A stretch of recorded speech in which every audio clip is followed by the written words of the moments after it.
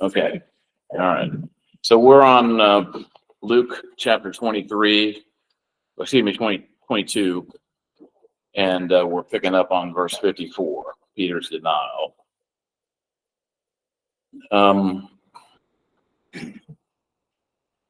Let me get somebody to read 54 to 62.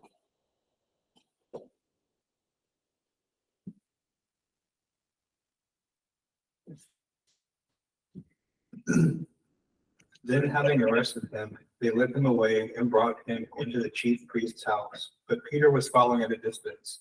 Now, when they had kindled the fire in the middle of the courtyard and were sitting together, Peter sat down among them. But a servant girl saw him sitting in the firelight and stared at him and said, "This man was also with him." But he denied it, saying, "Woman, I do not know him." And a little later, someone else saw him and said, "Are you not one of them?" But Peter said, "Man, I am not." And after an interval of about an hour, someone else began to insist, saying, "This man was also with him for certain, for he is also a Galilean." But Peter said, "Man, I do not know what you are talking about." And immediately while he was speaking, a rooster began to crow. And the Lord turned and looked at Peter, and Peter remembered the Lord's word, how he had told him, "Before a rooster crows, you shall deny me 3 times." Then Peter went outside and wept aloud bitterly. Okay, so does anybody know from reading the other Gospels who Peter was with, besides the people mentioned in this account? John. That's right, the Apostle John. And we're told that the Apostle John knew the high priest, and that's how he was able to get into the courtyard. And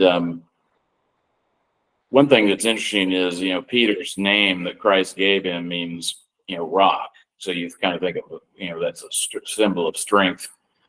And yet he's confronted by a servant girl who's staring at him, obviously recognizes something about him.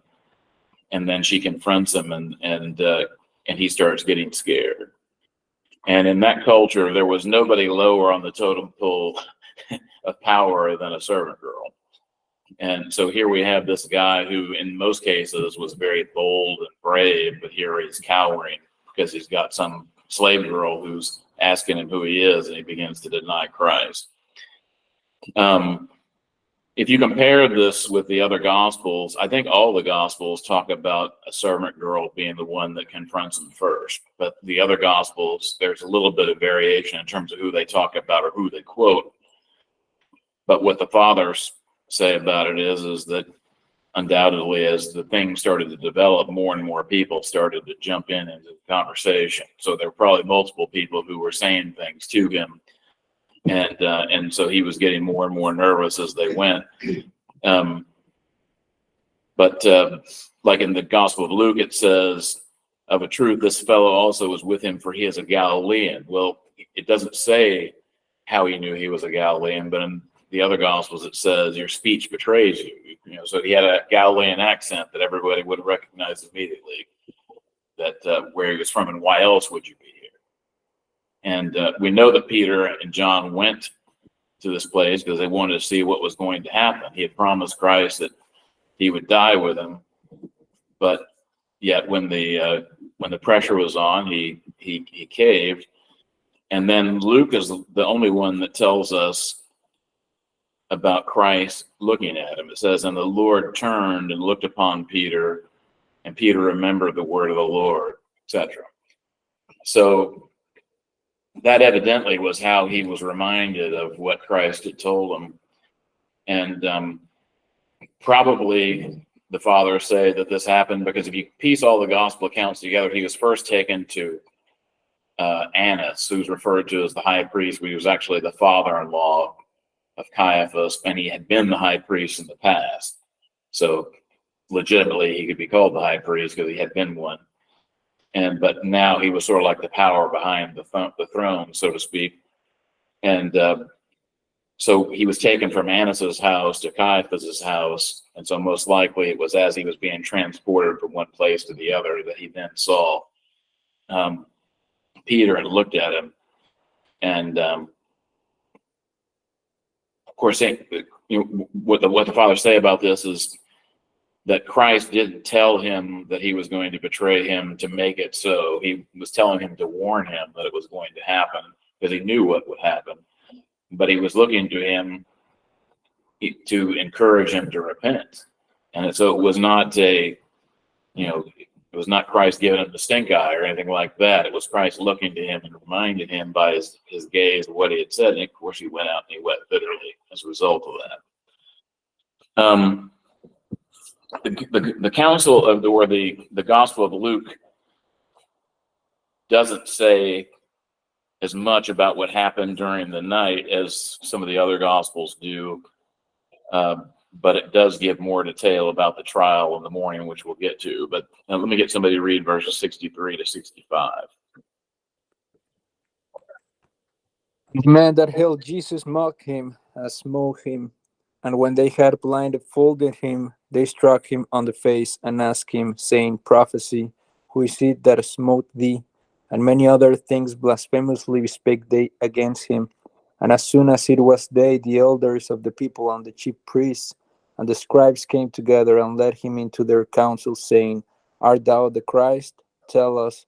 And he said unto them, If I tell you, ye will not believe. And if I also ask you, ye will not answer me, nor let me go. Hereafter shall the Son of Man sit on the right hand of the power of God. Then said they all, Art thou the Son of God? And he said unto them, Ye say that I am. And they said, What need we any further witness? For we ourselves have heard of his own mouth.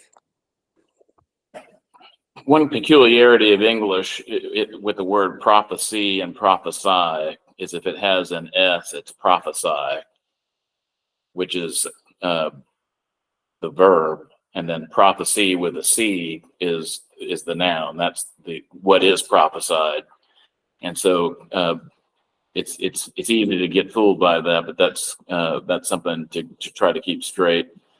But so he's saying, prophesy, who is he that smote thee, is what they said to him.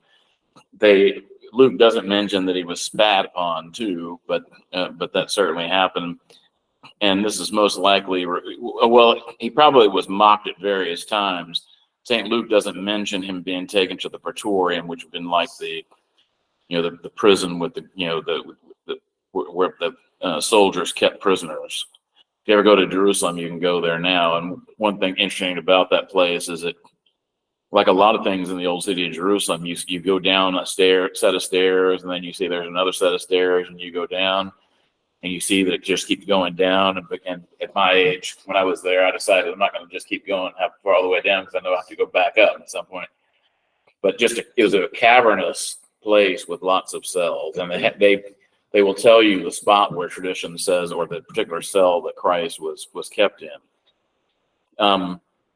But St. Peter doesn't really tell you about his interview with Annas or there was sort of a pre-trial, you might say, that he had with Caiaphas. But what he talks about in verse 66 through 71 is the trial that happened in the morning. The interesting thing about it is, at least according to what we find in the Talmud, Jewish tradition said that a trial at nighttime was unlawful. So, and another thing is that you couldn't condemn somebody to death the same day that the trial began. And actually, because the trial began at nighttime, and Jews reckoned, days from evening to the following day, they really violated that one because, and the reason why they had that rule is they wanted to make sure that you didn't just railroad somebody and get them convicted before other people would have a chance to come forward and voice their opinions or come forth with any evidence that they wanted to come out with.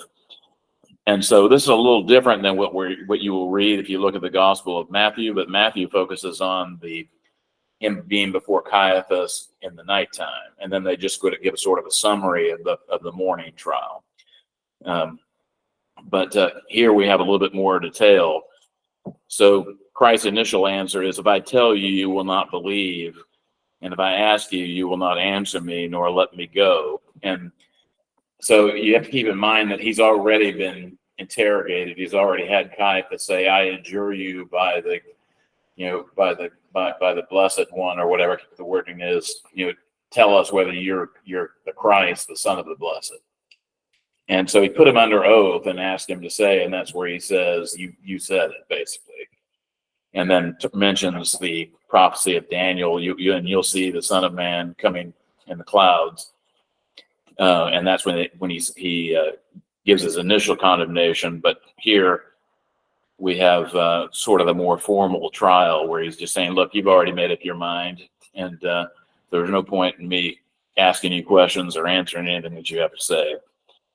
But he again repeats, hereafter you'll see the Son of Man sit on the right hand of the power of God. So that's an allusion to Daniel chapter 7, where we have the Son of Man coming before the Ancient of Days and then coming to judge. But it's also an allusion to the 109th Psalm or the 110th Psalm, if you're looking at a Protestant Bible, where it talks about the Lord said to my Lord, sit at my right hand until I make mine enemies like the footstool of my feet. But again, he says, what need have we of any further witnesses? We ourselves have heard of his own mouth. So he's then brought to Pilate, because the Jews don't have the right to put somebody to death unless the exception that they had was if a Gentile actually went beyond the court of the Gentiles of the temple, they were able to put someone to death that violated that. But they didn't have the right to just administer the death penalty outside of that. Was that the only case under which the death penalty could be administered by the Jews without Roman approval? Yeah. And of course, that's in, we talk about the tetrarchs or the tetrarchy of the Holy Land at that time, because under Herod the Great, he was in charge of all of it. But the Romans later took the quarter of Judea that included Jerusalem under their own authority, but you had the various Herods controlling the other three parts. So I think in those parts they could do the death penalty on their own, like they did with St. John the Baptist. But in this part where it was controlled by the Romans, they didn't have that right. So let me get somebody to read. We're on chapter 23. Well, let me ask if there's any questions before we move on to chapter 23. You may not be able to answer this though. In this Father Lazarus Moore translation, it said that Jesus says, "Yes, I am." So I pulled up the interlinear text, and in the Greek says, "You say that I am." That's the way it's actually worded, and that's sort of an ambiguous statement, because when you say that I am, that could mean, well, you're right, that's what I am, but it also could mean you say that I am, but maybe you understand it, maybe you don't. So it's really not a denial, but it's not really an affirmation. Well, in that case, because they're asking him, are you the Son of God? It's like, you're saying that I am. Yeah. First of all, then he's using the divine name. Right. Anyway, so Right. there's that. But like you're the one who is saying it. I'm not the one saying it. You're Right. accusing, you're Right. saying it to me, and now you're accusing me of it. So, Yeah, and interesting, one I can't remember which father it was that said this about this, but they said, basically he's writing as if he's addressing the Sanhedrin, and he's saying, if you didn't already know he was God, why did you beat him before you had a trial? And if you didn't know that he was God, then I think maybe it was reversed. Like, why did you beat him before the trial? But you probably did know that he was God, and that's exactly why you beat him. Is basically what he was saying. Okay, Jeff, you had a question or a comment? Just about Saint Stephen when he was martyred. Where wasn't that in Jerusalem? That was not a lawful execution. That was basically mob violence. Yeah, okay. And then going back to Peter's denial, I was wondering if there's anything to in Matthew and in Luke, it says he wept bitterly. And in Mark, which is largely influenced by Peter, by my understanding, it just says that he went outside and wept. Is there any significance to that? Well, Mark tends to be terse, if you're just talking about as a general observation. And so it could just be that he's engaged in an economy of words.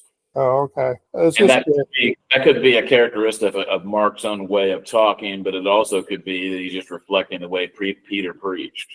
Got it. Okay. And Peter was always somebody who was straight to the point about stuff, so that might be why. Okay, I was wondering if he was just going easy on Peter or something.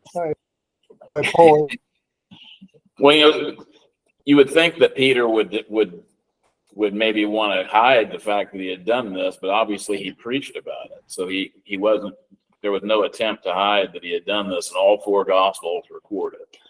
There are not a lot of things that all four gospels record, but you get into a lot of them when you get towards the end of the gospels, when we're talking about the crucifixion and the resurrection, but that's one of those. Yeah, without it being mentioned, just 21 is so powerful with the three affirmations of him as God. Right. It's very touching. So it makes One of the things that about Mark's account of the denials is that Mark actually quotes Christ as saying, before the cock crows twice, you will deny me thrice. right. I read that was midnight and dawn, right?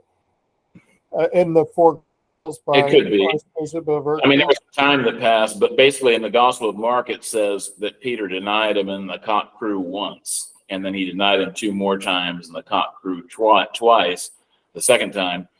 And what the fathers say about that is they just say, well, Mark is giving us more detail.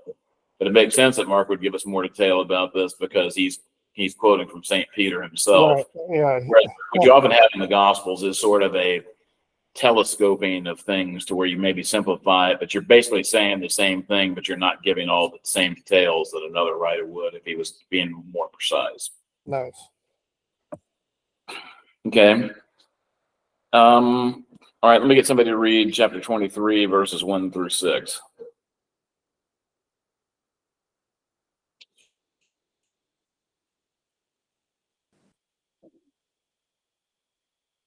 The whole company of them rose up and brought him before Pilate. They began to accuse him, saying, "We found this man perverting the nation, forbidding paying taxes to Caesar, and saying that he himself is Christ, the king." Pilate asked him, "Are you the king of the Jews?" He answered him, "So you say." Pilate said to the chief priests and the multitudes, "I find no basis for a charge against this man." But they insisted, saying, "He stirred up the people, teaching throughout all Judea, beginning from Galilee, even to this place." But when Pilate heard Galilee mentioned, he asked if the man was a Galilean. Okay. So this is the first time that Pilate basically pronounces him innocent. He does this 3 times in the course of the gospel account, which is very interesting. But when it says they began to accuse him, saying, "We found this fellow perverting the nation, forbidding to give tribute to Caesar." When did Christ do that? He actually did just the opposite. He said, "Render unto Caesar the things that are Caesar's, and to God the things that are God." And saying that he is Christ, a king. Christ publicly had never said any such thing. And so this was all them coming to these conclusions and reading things into what Christ was saying accurately, of course. But these are not things that Christ actually did. And when you have Christ, you know, this man who's been beaten and in chains, if he was really leading some sort of an insurrection, you would expect that they would be providing evidence that he had some sort of an army that he was amassing, or they were gathering weapons together. But there's no such thing like that they're presenting. That's the reason why Pilate says, "I'm not finding anything to condemn this man. You haven't presented me with anything other than these accusations."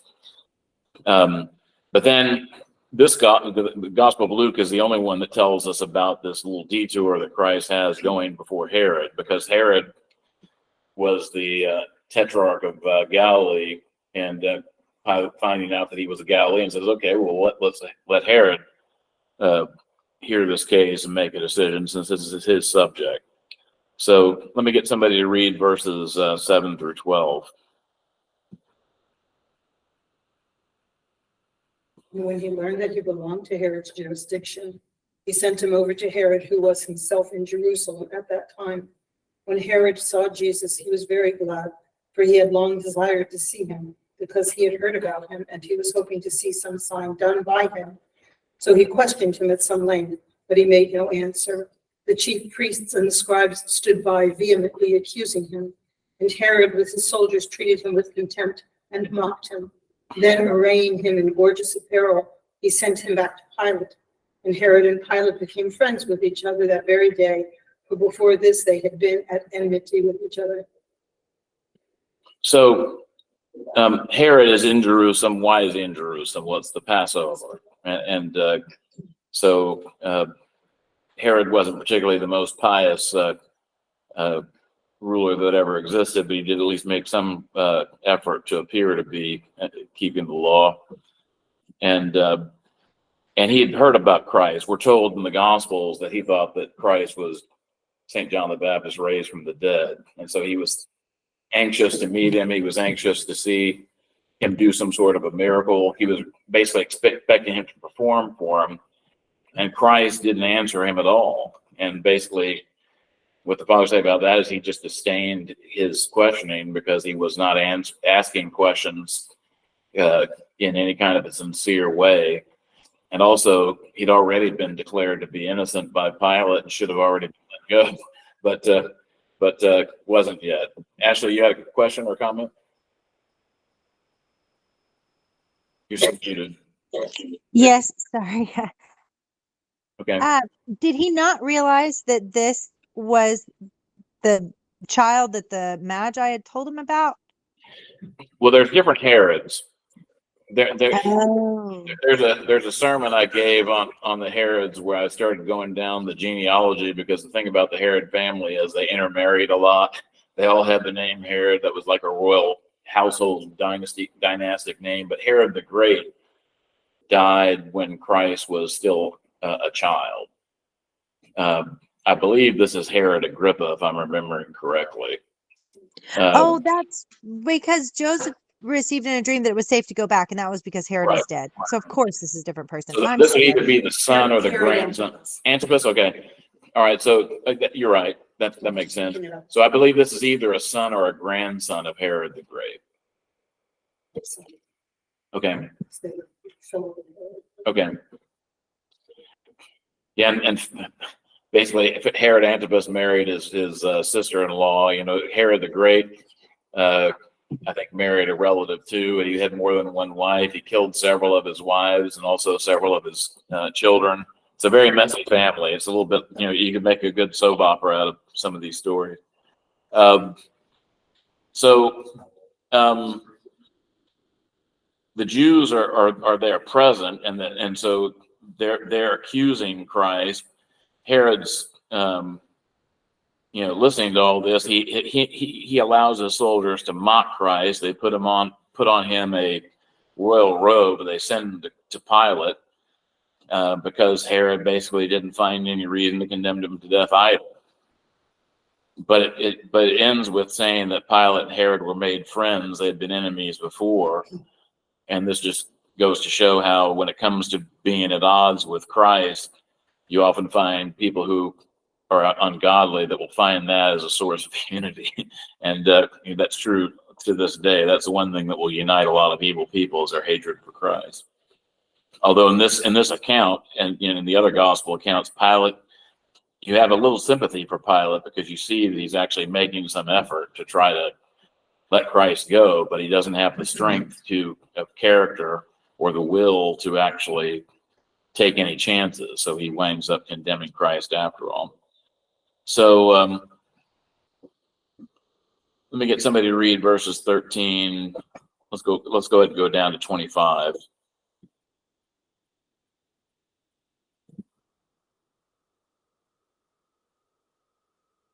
Pilate called together the chief priests, the rulers, and the people, and said to them, "You brought this man to me as one that perverts the people, and behold, having examined him before you, I found no basis for a charge against this man concerning those things of which you accuse him. Neither has Herod, for I sent you to him, and see nothing worthy of death has been done by him. I will therefore chastise him and release him." Now he had to release one prisoner to them at the feast. But they all cried out together, saying, "Away with this man, release to us Barabbas, one who was thrown into prison for a certain revolt in the city and for murder." Then Pilate spoke to them again, wanting to release Jesus, but they shouted, saying, "Crucify him, crucify him." He said to them the third time, "Why? What evil has this man done? I have found no capital crime in him. I will therefore chastise him and release him." But they were urgent with loud voices, asking that he might be crucified. Their voices and the voices of the chief priests prevailed. Pilate decreed that what they asked for should be done. He released him who had been thrown into prison for insurrection and murder, for whom they had asked, but he delivered Jesus up to their will. So the third time Pilate pronounces him innocent here, and but nevertheless he gives in to the people. Now in the Old Testament we find examples of the crowds of people at a trial taking part in the trial. So this wasn't without precedent, or it wasn't illegal for the people to start as a group to express their opinion. But if you go back to the story of Saul, who had decreed that if anyone broke the fast that he had decreed right before a battle, which was not the wisest thing that he ever done, that they would be put to death. And then he came to find out that his own son had broken the fast, not knowing that he even decreed a fast. And so he was going to put his own son to death because of his decree. But the crowd said, "You'll not touch a hair on his head." And so he relented. So in that case, the mob actually prevented an execution from happening. But in this case, we have a mob that's demanding that an execution take place. And another thing that's interesting about this is this guy Barabbas. Does anybody know what Barabbas means? Son of the Father. Means son of the Father, yeah. So it's in some ways it kind of makes him sort of like almost like an Antichrist parallel to Christ, but he is guilty, Christ is innocent, and they condemn the innocent and set free the guilty. So this just adds to the injustice of what they did, because Pilate was inclined to, even if he was going to condemn him, to give him amnesty because of this custom of releasing a prisoner on the Passover. And so instead, because they demanded Barabbas, he winds up releasing this guy who's a murderer. And he's in some ways an image of all of us, that Christ literally dies in his place. And so the one that should have got it did not, and the one that legally and rightfully should not have gotten it did, but he did it voluntarily, not because he was a victim of circumstance. Any questions about that section before we move on to the next one? Okay. All right. So let me get somebody to read verses 26 down to 32.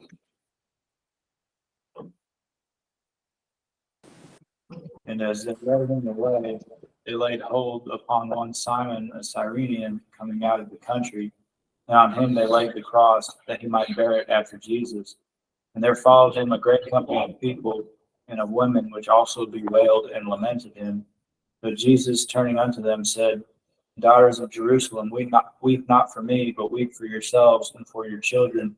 For behold, the days are coming in which they shall say, Blessed are the barren, and the wombs that never bear, and the paps which never gave suck. Then shall they begin to say to the mountains, Fall on us, and to the hills, cover us.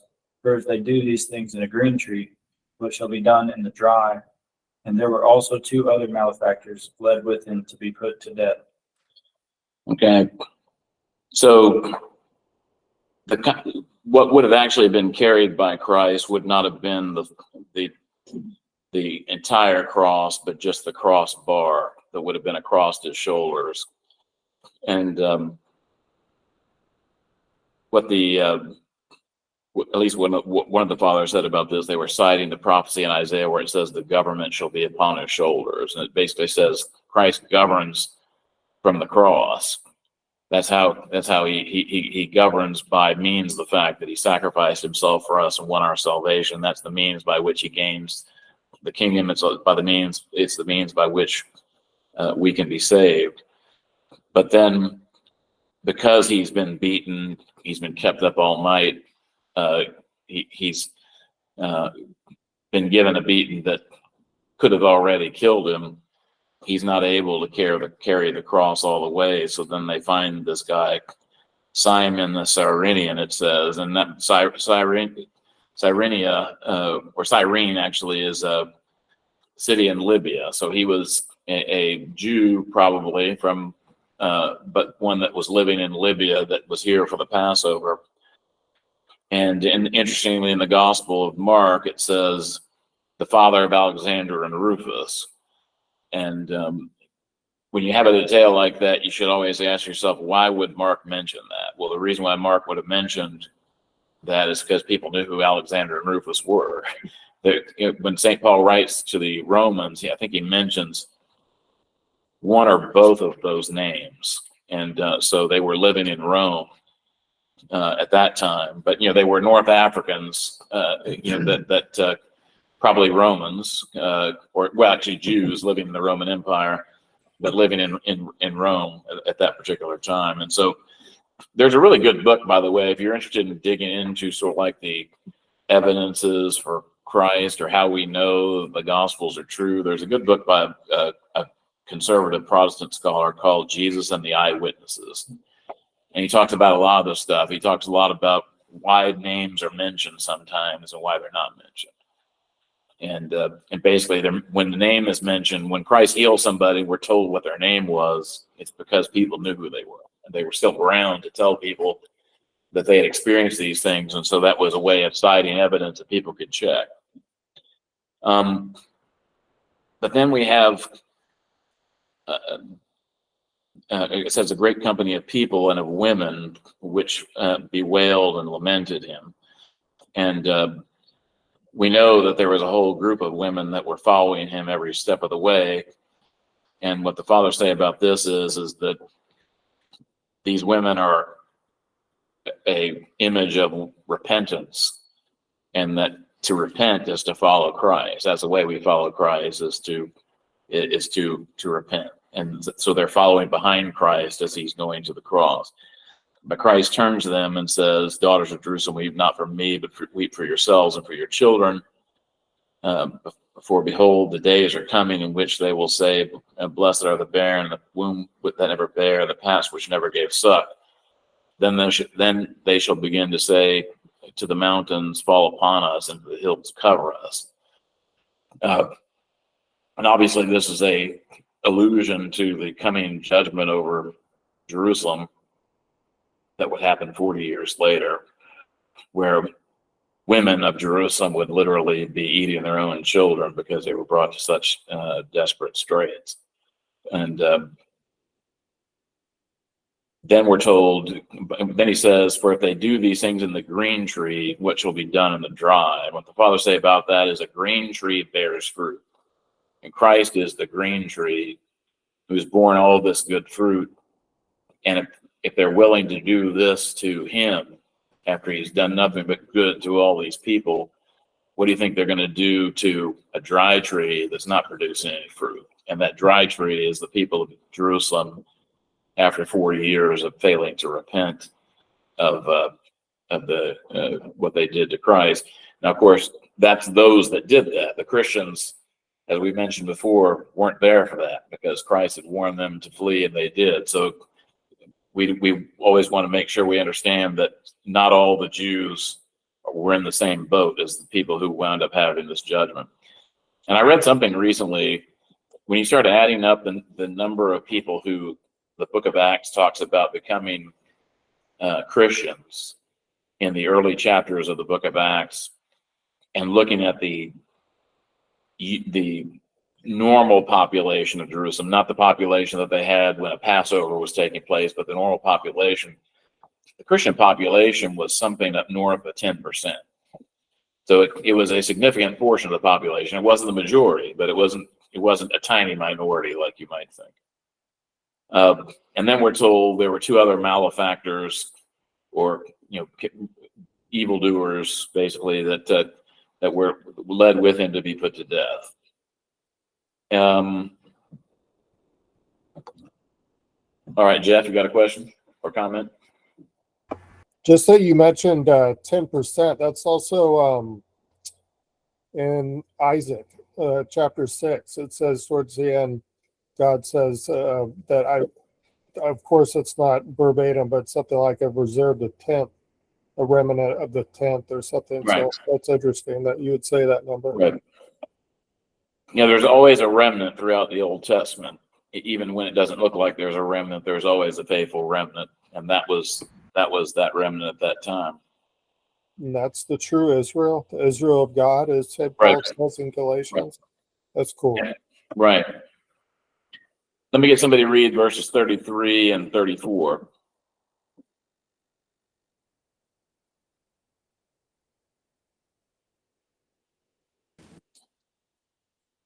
And when they were come to the place which is called Calvary, where there they crucified him and the malefactors, one on the right hand and the other on the left. Then said Jesus, Father, forgive them, for they know not what they do. And they parted his raiment and cast lots. Now, one interesting thing, you were reading from the King James, most translations will say the place of a skull there, because Calvary is based on the Latin word for a skull. And the King James translators use the Latin word, no doubt, because since so much of their liturgical tradition was rooted in Latin, that was a word that meant something to people. But the other Gospels actually don't translate it this way. But in the Gospel of Luke, it's translated this way here. And a lot of King James onlyists get really worked up that other translations don't use that. They think that somehow they're trying to change what the King James did. I mean, it's a perfectly good word. We use it in English, but it literally just means a place of the skull. And now one interesting thing about that is that it's called a place of a skull because according to Jewish tradition, this was the place where Adam was buried. And that's the reason why when you look at a cross, an Orthodox cross that's fully painted, you'll often see a skull at the bottom of the cross, and that's representing the skull of Adam. And one of the fathers points out that it was fitting that the place where the fruit of death came to fulfillment, that the fruit of life would begin to have its to bear fruit on the cross. And I think some fathers even talk about the tree of the cross as being the tree of life in a certain sense. And so this is bringing us back to the garden. But Why so would they do executions over the place of Adam's? well, whether it was the exact spot or whether it was just the sort of the mountain of Zion, and they didn't know exactly where Adam was buried. But also, it's also where Isaac was almost sacrificed. When you read about that in the book of Genesis, an older name for Mount Zion was Mount Moriah. So you have really those two Old Testament prefigurations are types that are pointing us to the antitype, which is the crucifixion of Christ. Because Isaac wasn't sacrificed because he was an image of one who would be sacrificed. Ashley, you had a comment or a question? Yes, forgive me. I feel like I've been robbed of all of this information for my entire life. So the standard explanation that I've had in every Protestant church has been that it's called Golgotha because the mountain like is shaped like it's shaped like a skull.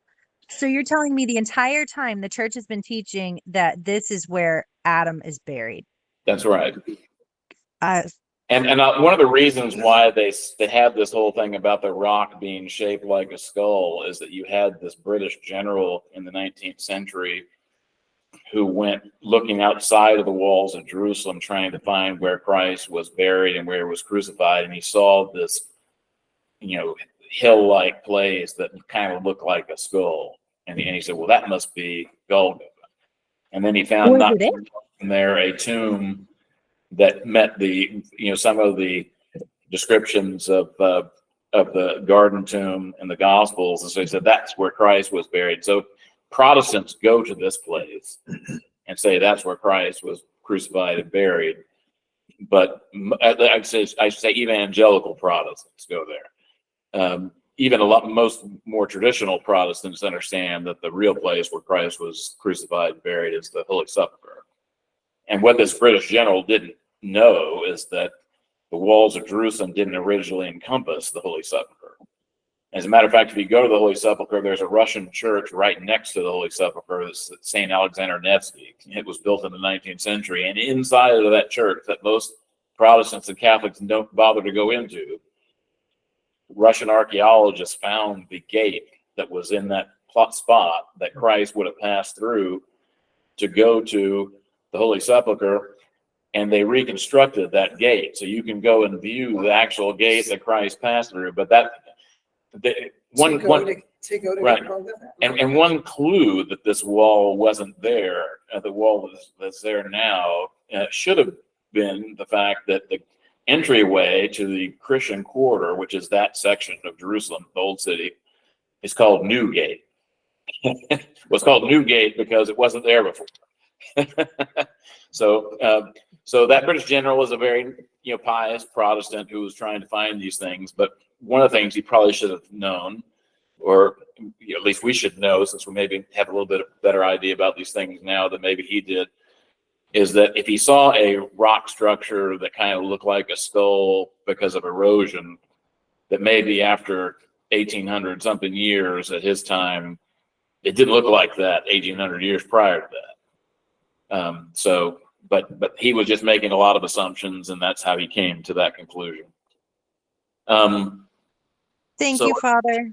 You're welcome. But I had that reaction a lot when I was discovering, reading, digging into Orthodoxy. My strongest reaction I had was when I read the epistles of St. Ignatius of Antioch, and I thought, here's a guy who knew the Apostle John. I've not been told about this. And then you have the epistle of Clement to the Corinthians. I'm thinking, there are two epistles to the Corinthians in the New Testament, and this was written by a disciple of the Apostle John, two people who, in many cases, would have still been some of the same people. And it just seems like if you're reading about the epistles to the Corinthians, you might want to read this other epistle that was written within the living memory of those first epistles to get some insights as to what St. Paul was saying. But all these things I remember my general impression of church history was that we had sort of like the New Testament books, but there was like this big gap in the record that goes, almost all the way up to the Protestant Reformation, and all of a sudden, boom, now we have all these records. Well, that's just because that's the way Protestant view church history, but it's not the actual facts. I didn't even think about anything between the time of the apostles and maybe Thomas Aquinas, because I was interested in history. Yeah, it's not like the church just came out of nowhere. Yep. So let's see. Well, I'll just read verse 34 because it's sort of a standalone verse. It's worth talking about on its own. It says, "Then Jesus said, 'Father, forgive them, for they know not what they do.' And they parted his raiment and cast lots." Other Gospels go into more detail and point out that this is a reference to Psalm 22 in a Protestant Bible, or 21 in an Orthodox Bible, where that whole psalm was really a prophecy of the crucifixion. And St. John's Gospel tells us that they cast lots for his most of his clothes, but he had a robe that was seamless, and so actually they parted everything but that, but because that was a seamless robe, that's why they cast lots, because let's not tear up this very nice garment. Let's go ahead and just let somebody have it rather than destroy it. And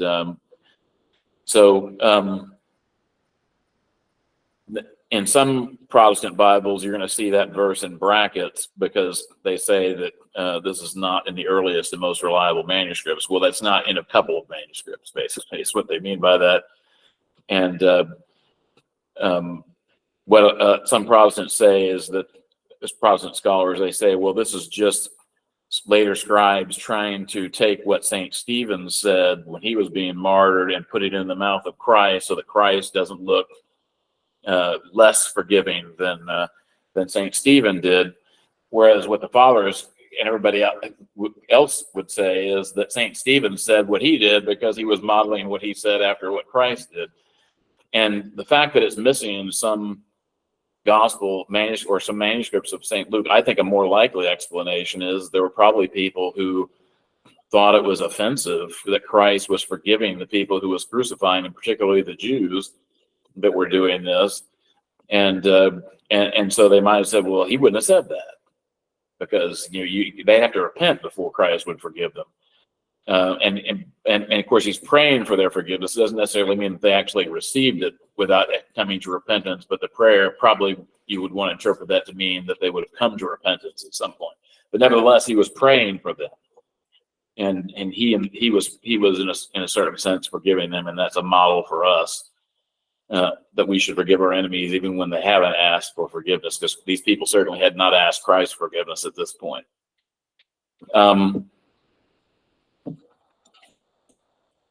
Let me get somebody to read verses 35 through 38.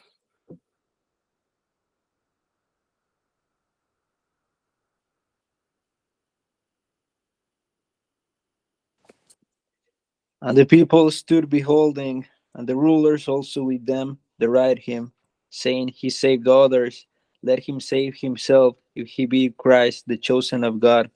And the soldiers also mocked him, coming to him and offering him vinegar, and saying, If thou be the king of the Jews, save thyself. And a superscription also was written over him in letters of Greek and Latin and Hebrew, This is the king of the Jews. So if you compare the gospel accounts, you'll find that the wording of the inscription is a little bit different in the different gospels. But I think one of the reasons why this is for one thing, you could have had just sort of some writers who were just sort of summarizing what the superscription said versus giving everything that was actually on it. But you also have to keep in mind this was written in Greek, Latin, and Hebrew. It was written by Pilate. Pilate probably didn't understand Hebrew as well as he did Latin, for example, and maybe even his Greek might not have been as good as his Latin. So it would make sense that in one language he might have more summarized what he was saying in another language. So that could also be an explanation for the differences in the wording. But essentially, Jesus of Nazareth, the King of the Jews, is clearly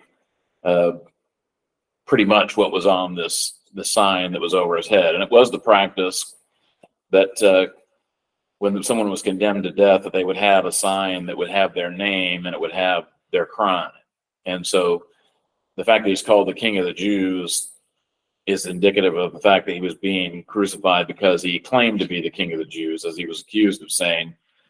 But what the fathers say about this is that in God's providence, it literally just said what the truth was, that this was Jesus of Nazareth, the King of the Jews, because he really was the King of the Jews, and not just the Jews, but the King of the world.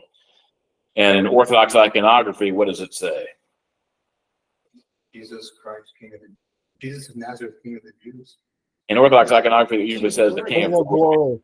Glory. And it's not because they're saying that's the real wording on the sign. What that means in iconography is this is the deeper meaning of what was on the sign, is that he's the King of glory. All right, Pablo. Yes, Father. Why vinegar?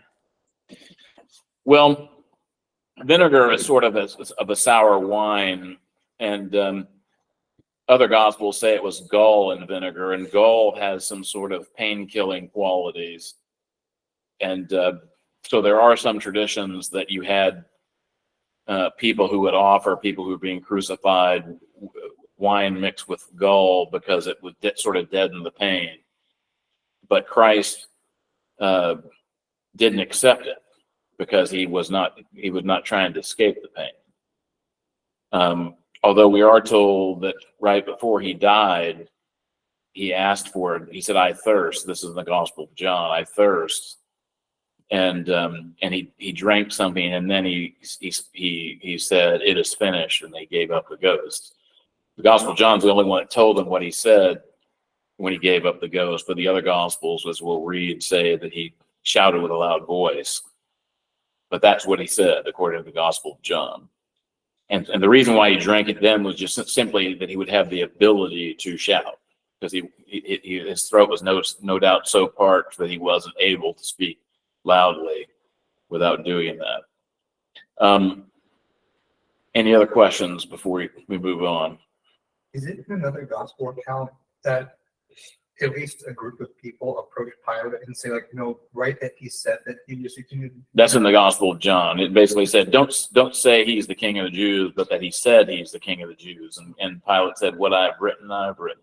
That's how we know that he's the one that wrote it.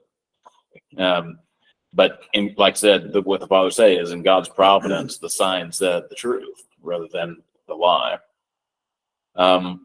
Is that kind of like at the end of John chapter 12 with is it Ananias who says the prophecy, and John says, and ironically he gets it correct, and John says not for that nation only, but for. Yeah, it says it's expedient that one man die in place of the nation. And St. John's observation about that is that he was the high priest and he was prophesying sort of against his own will. Right. And he would die not just for the people of the nation, but he would die for the whole world. So it's similar to that. Right. That's cool. All right, let me get somebody to read verses 39 to 43. Then one of the criminals who were hanged blasphemed him, saying, "If you are the Christ, save yourself and us." But the others answering rebuked him, saying, "Do you not even fear God, seeing you are under the same condemnation?" You said to where? All the way down to 43. Okay. And we indeed justly, for we receive the due reward of our deeds. But this man has done nothing wrong. Then he said to Jesus, "Lord, remember me when you come into your kingdom." And Jesus said to him, "Assuredly, I say to you, today you will be with me in paradise." Okay, so this is another thing that's unique to Luke. The other Gospels talk about the thieves mocking Christ too, but here we're told that we have the wise thief that rebuked him. But what the fathers say about that is that he started off mocking Christ along with the other one. So that the other Gospels are not wrong. It's just that as he began to watch what was happening, this guy came to the realization of who it was that was hanging next to him. And one thing that's interesting about this is and I believe it's one of the fathers that makes this observation. I can't remember which one, but they say that, a week prior to this, Judas was with the apostles, and this guy was out with the thieves committing crimes and murders and robbing people. And if you had looked at them, you would have said, well, this one's going to heaven and that one's going to hell. But on this day, Judas had hung himself because he betrayed Christ, and here's this guy acknowledging Christ. So being a thief was enough under Roman law to Right. be put to death. Yep. And yet Barabbas is in prison for an insurrection and murder and not put to death. He's in Right. prison. And that's because they had this custom of releasing a prisoner, and the people demanded him, and so he went ahead and kept, because he had told them he Why would hadn't release. been executed already is my question. Well, probably because they just had not had a chance to hold a proper trial, because the Romans did do trials. And one thing I forgot to mention about the trials is that one of the reasons why the Jews started their proceedings in the night, and they were in such a hurry to do it as soon as the daylight came up, was the Romans heard cases at the beginning of the day in the morning. And if they had missed that window of opportunity, then they would have to wait until after the Passover was over to hold the trial. Then they might have had mobs of people saying, "Hey, why are you holding Christ?" And they didn't want that to happen. So that's the reason why they rushed everything through. But yeah, that they would let Barabbas go. But I think Pilate had painted himself into a bit of a corner because he brought up this custom and said, "I'm going to release one to you. Who do you want, Jesus or Barabbas?" And he probably thought, well, of course they're going to say Jesus, because he's got his fan base here. And when you compare these two guys, and Barabbas is clearly the one that ought to not be pardoned, but we're told in the other Gospels that the scribes and the Pharisees had coached people on who they were to shout for. So they had a rent-a-mob probably at hand that called out for Barabbas. So anyway, we have the wise thief rebuking the other thief and saying, "Don't you fear God, seeing that we're in the same condemnation? We indeed justly, for we receive the due reward of our deeds. But this man hath done nothing amiss." So he's not saying I'm a victim of injustice. He's saying we deserve what we're getting, but this guy does not. He's not done anything wrong. And then he says, "Lord, remember me when thou comest in thy kingdom." And Jesus said unto him, "Verily I say unto thee, today shalt thou be with me in paradise." Now, one thing interesting about the word paradise in the Greek Septuagint, when they talk about the garden in Eden, they talk about it as paradise. Paradise is a word that actually comes from Persian, but it refers to sort of an enclosed garden like a king might have. And so it's an image of heaven. And so this guy who a week ago you would have never thought would wind up there winds up being the first one to enter into paradise. And so that's why on Holy Thursday, when we're doing the 12 Passion Gospels, the Ex Apostolarian is all about the wise thief who was found worthy, and sort of summarizing that whole story, we talk about the thief that stole paradise. And so that's what, that we quote this so often because we recognize in our own unworthiness, hope that we might follow in his footsteps, and not because we earn it, but because we depend on Christ's mercy, that we will also enter into paradise. Let me get somebody to read verses 44 through 49.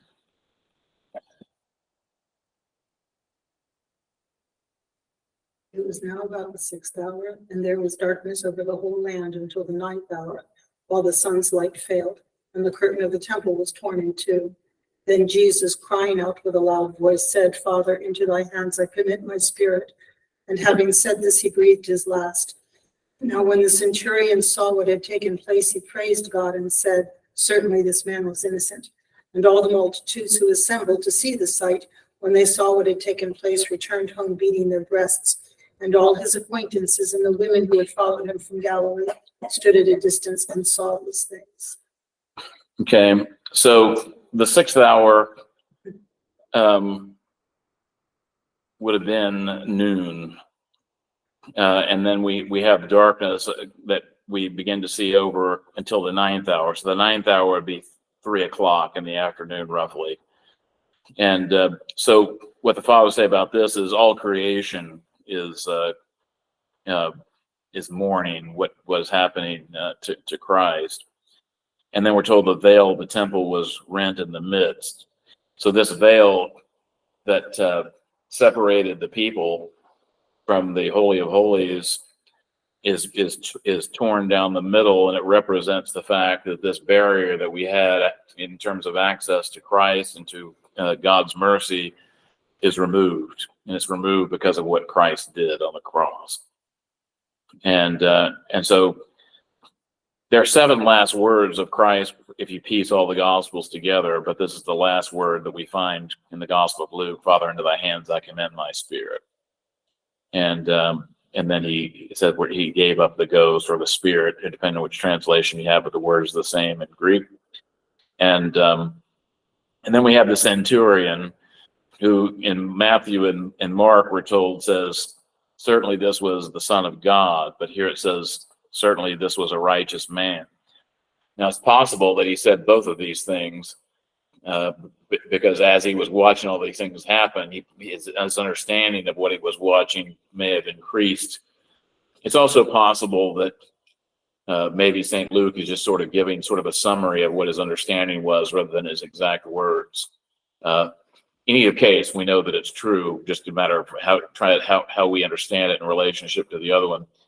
If you ever watched the old movie King of Kings, where they have all these different actors, it's one of the worst movies about the life of Christ, even though it has this cast of all these big names, like Sidney Poitier is Simon of Cyrene, for example, and John Wayne is the centurion. And at this point he says, "Surely this was the Son of God." It's just a horrible movie. Jesus of Nazareth, Frank Zeffirelli's Jesus of Nazareth. That's what you want to watch if you want to watch a good movie about Christ. Let's see. So we're told that people came to see this, and there were those beating their breasts, which is a sign of repentance and mourning. And the women that followed him from Galilee stood afar off, beholding these things. Well, we're told this because we're being reminded of who was the witness of these things. And so now we come to the end of the chapter. Let's see, was Christ willingly sustaining his human body during his sufferings? Well, he chose to give up the ghost at the time that he did. Exactly why he chose that particular moment, I don't think we can get inside Christ's mind enough to know for sure. But he died sooner than Pilate was expecting, because we're told that when he was told that Christ was dead already, that he was surprised. And that's all in the Gospel of John. We're told that they were going to break the legs of all three of the people who were being crucified so that they would die before the Sabbath began. But Christ was dead already. So that was another fulfillment of prophecy. Not a bone of his shall be broken, which is the Passover lamb. We're told you couldn't break a bone on the Passover lamb. And that was also pointing to this. Let's see. We're at 8:01, but Ashley, you got a question? You're muted. Oh, sorry, our internet cut out. Why before communion do we say that this is the body of Christ broken for you? Well, that's the word that Christ used in the Last Supper, and but that's referring to the breaking of the bread. So that's a common way of talking about sharing a meal among Jews. You break bread. So in order for us to all be able to partake of the one lamb, that's a necessary part of that whole process. But Christ himself, we're told a bone of his was not broken. But with the Passover lamb, you did eat the lamb, you just didn't break its bones. So we eat the lamb too, but we're breaking bread because we're parting the bread so that we can consume it together. That makes a whole lot of sense. Yeah. One of these days, I'll tell you what I was told about that. Sorry. Okay.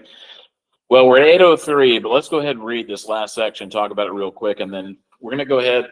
I said we're going to do it every other week during house blessing season, but next Wednesday I have an opening, so we're going to go ahead and do this next Wednesday, and I think we'll be able to finish with chapter 24, and then we'll take a break until Lent begins. Start on, I think we'll do the Song of Songs or the Song of Solomon, which should be about long enough to get us through before the school year ends. But let me get somebody to read verses 50 to 56. This is about the burial of Christ.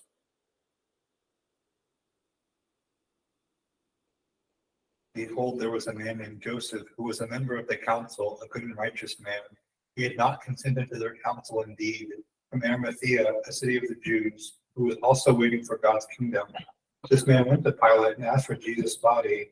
He took it down and wrapped it in a linen cloth and laid him in a tomb that was cut in stone, where no one had ever been laid.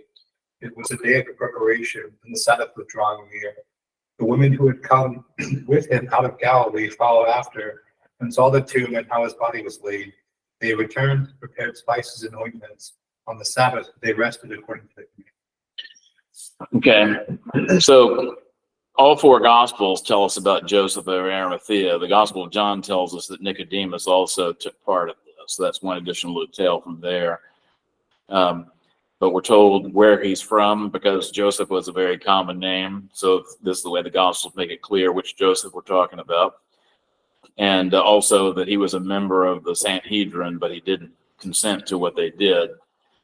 And one interesting thing the fathers say about this is that Christ was born from a virgin, and it was Joseph that was there at his birth, and basically it was served as his guardian from the womb.